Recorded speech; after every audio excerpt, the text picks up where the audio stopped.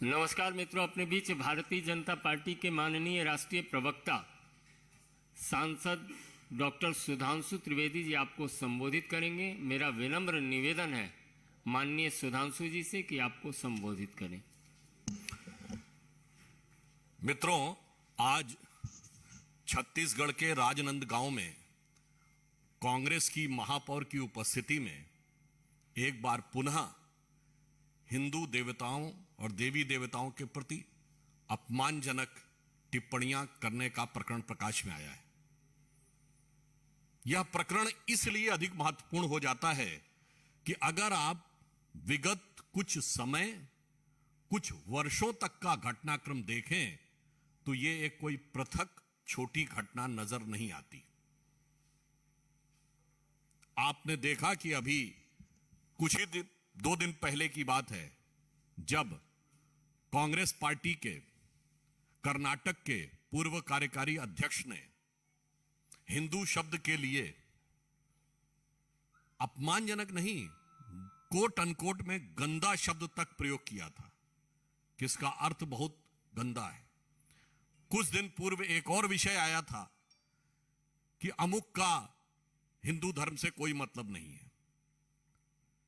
समझ में नहीं आ रहा है कि राहुल गांधी जी अपनी भारत जोड़ो यात्रा में ये लोगों के कान में कौन सा मंत्र फूंकते चले जा रहे हैं कि वोट जोड़ने के लिए हिंदू भावनाओं और अस्मिता पर जितना भी आघात करना हो तो पीछे नहीं रहना।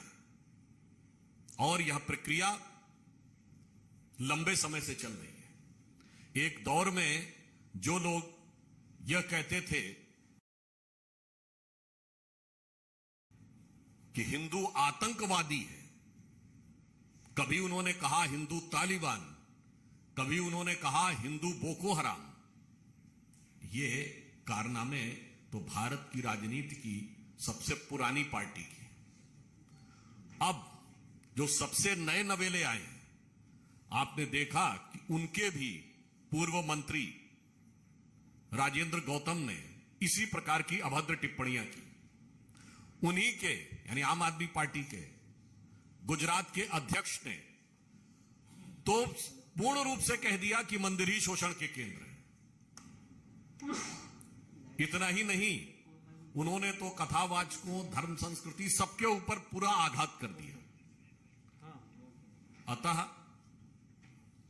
अत्यंत कष्ट का विषय है कि भारत की स्वतंत्रता के अमृत महोत्सव वर्ष में ये कितना विष भरा हुआ है।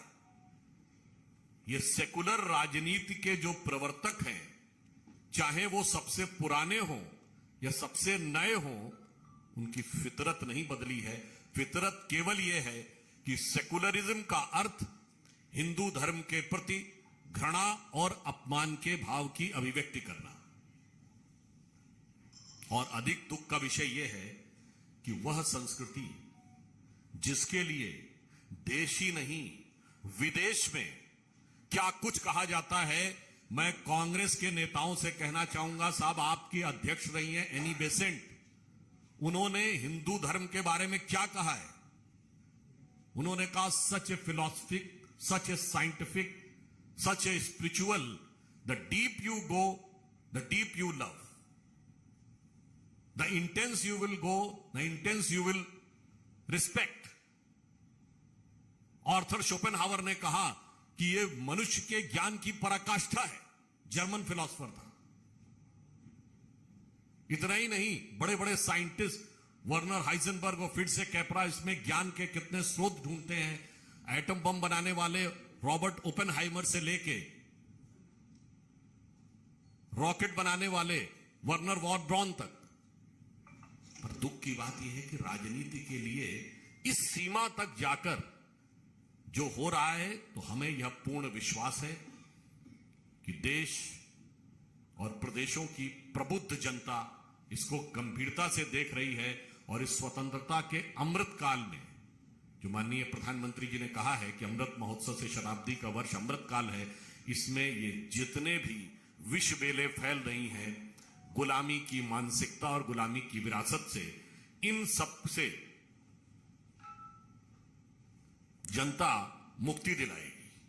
और अंत में मैं सिर्फ यह कहना चाहूंगा कि इस बयान पर तथाकथित परम शिव भक्त हिंदू यानी जो कांग्रेस के चिरयुवा नेता हैं उनका क्या कहना है। और जब इस प्रकार की बातें हिंदू देवी देवताओं के लिए कही जाती हैं तो भारत की राजनीति के बगुला भक्त जो देवी देवताओं के स्थान की बात करते हैं मुद्रा के ऊपर, उनका क्या कहना है। और मुझे आशा ही नहीं पूर्ण विश्वास है यदि आप सभी पत्रकार उनसे यह प्रश्न पूछेंगे तो आप देखिएगा कि उनके दोहरा चरित्र उभर कर सामने आ जाएगा। जब यह पार्टियां एक तरफ दूसरा आवरण मुखौटा और दूसरी तरफ दूसरा मुख लेती हैं तो यह विषय सिर्फ हिंदू समाज के विरोध का नहीं है, यह विषय सिर्फ भारतीय समाज को छलने का नहीं है, यह विषय भारत की राजनीति में विश्वसनीयता के संकट का भी है। इन्हीं कारणों से नेताओं के प्रति विश्वसनीयता कम होती है। तो जो कोई भी यदि यह पंक्ति कहना चाहूंगा कि हिंदू हितों का हनन पंथ निरपेक्षवाद यदि करता है तो समझो भारत के मर्म पर आघात वह करता है। धन्यवाद।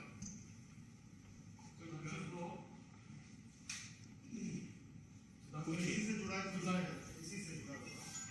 आज कांग्रेस ने जो कल G20 का लोगो जारी हुआ है उसमें जो कमल का इस्तेमाल किया गया उसको लेकर हमला किया है कि बीजेपी अपनी पार्टी का सिंबल लेकर सामने आई। देखिए, कमल आज से हजारों वर्षों से भारत और भारतीय संस्कृति में सबसे महत्वपूर्ण है। कोई भी पुष्प, अरे भाई उनको ध्यान नहीं है, कबीर के भजन में अष्ट कमल दल चरखा सोहे पंच तत्व गुण तीनी चदरिया, ये राम नाम रस बीनी चदरिया।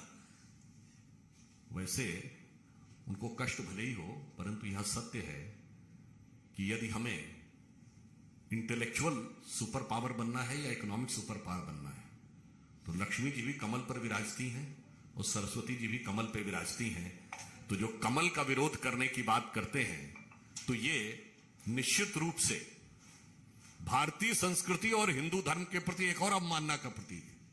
अब यदि मैं उनसे पूछना चाहूं किसी जमाने में कांग्रेस का चुनाव चिन्ह गाय बछड़ा होता था तो गाय भारतीय संस्कृति की प्रतीक नहीं थी। और यहां पर विषय फिर एक बार संवैधानिक विषय पर राजनीति करने का है। भारत का राष्ट्रीय पुष्प क्या है? हम सब ने पढ़ा है स्कूल में, राष्ट्रीय पुष्प कमल है। मतलब राष्ट्रीय पुष्प होगा और उसके ऊपर आपको राजनीति नजर आएगी। यह दर्शाता है कि राष्ट्र और राष्ट्रवाद के किसी भी तत्व के प्रति आपके मन में कितनी अवमानना है और उसको लेट डाउन करने के लिए आप किसी भी सीमा तक जाने को तैयार हैं। और अधिक उल्लेखनीय बात यह है कि ये भारत के राष्ट्रीय पुष्प के रूप में कमल या लोटस का चयन जब हुआ था तो किसकी सरकार थी? अपने ही। चलिए, हमारे प्रति तो आपके मन में जो भाव है, अरे अपने पूर्वजों के कार्य के प्रति तो थोड़ा सम्मान रखिए। दिल्ली के मुख्यमंत्री अरविंद केजरीवाल कह रहे कि यदि वो चोर या भ्रष्ट हैं तो उनको जेल में क्यों नहीं डाला जाता? उनकी कितनी बातों का जवाब दिया जाए। यदि भारत की राजनीति में पल पल परिवर्तित प्रकृति वेश का कोई उदाहरण है तो विगत 8-9 वर्षों में केजरीवाल जी। उनसे सबसे पहले पूछिए कि वो तो ये व्यक्ति थे जो कहते थे आरोप लगते इस्तीफा देना चाहिए, जांच बाद में होनी चाहिए। टोपी लगा के मुझे चाहिए जन लोकपाल, मुझे चाहिए right to reject, right to recall. कहां गया? अरे अपनी पार्टी में एक लोकपाल नियुक्त किया था, याद करिए, एडमिरल रामदास, बाहर। इसलिए पहले तो उनसे यह पूछ लीजिए आप अपने उस बयान पर कायम हैं या माफी मांगते हैं कि मैं उस समय गलत था या आज गलत है, तब हम जवाब दें।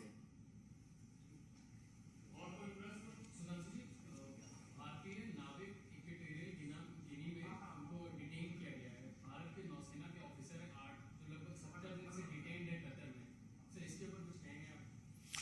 इस विषय पे विदेश मंत्रालय उस पूरी घटनाक्रम पे नजर रखे हुए हैं और जो भी उपयुक्त डेवलपमेंट होगा उससे आपको अवगत कराएंगे।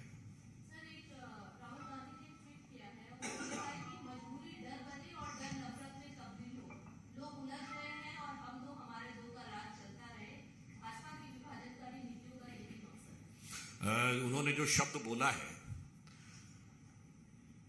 कालक्रम के अनुसार इस शब्द का कितना अर्थ बदल जाता है। उनके स्वर्गीय पिताजी ने यही शब्द भारत की संसद में बोला था, हमारे ही लिए बोला था।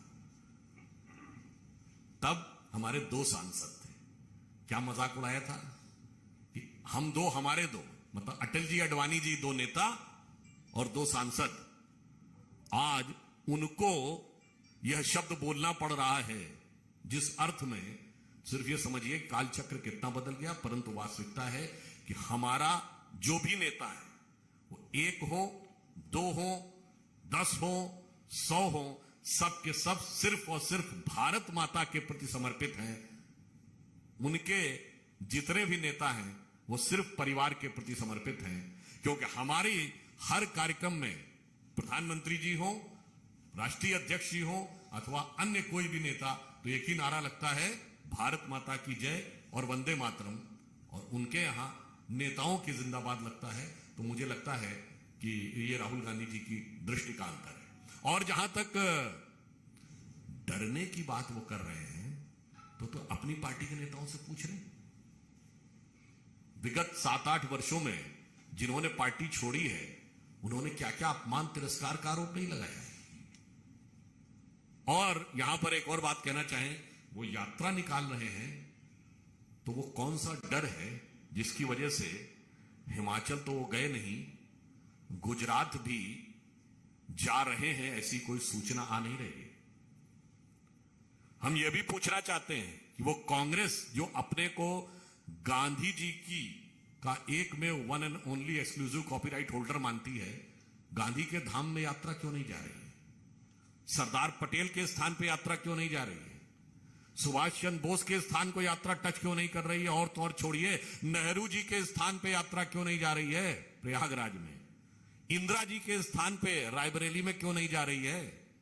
उनके स्वर्गीय पिताजी का स्थान अमेठी, वहां क्यों नहीं जा रही है?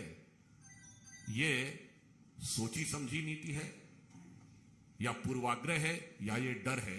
ये उन्हें बताना चाहिए। Kanisha Awasthi, Republic TV.